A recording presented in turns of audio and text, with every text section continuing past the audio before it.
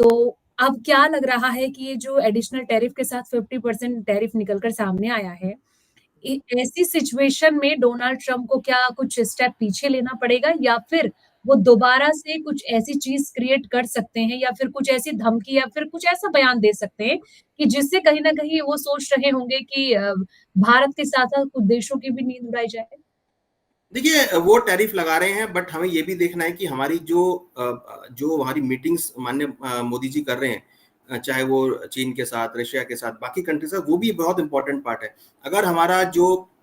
व्यापार है वो यूएस से अगर रुकता है तो हमारे पास और दरवाजे भी ओपन हो रहे हैं। तो हमें इस पे भी ध्यान रखना है कि हमें खाली यूएस के टैरिफ पे नहीं देखना। वो टैरिफ लग चुका है, जो टैरिफ लगा दिया वो लगा दिया है, बट अब जो टैरिफ लगने की वजह से जो नुकसान है उसकी भरपाई अगर आप देखेंगे तो मोदी जी कहीं ना कहीं बाकी कंट्री से बात करके पूरी करते हुए दिख रहे हैं। तो एक बहुत अच्छा स्टेप वो देख रहे हैं कि जितनी भी आपके कंट्रीज है, चाहे वो रशिया हो, देखिए चाइना से हम एक्सपेक्ट नहीं कर रहे थे कि इस तरह से आपकी मीटिंग होंगी, वो मीटिंग यहाँ पर पॉजिटिव होती हुई दिखाई दी है। रशिया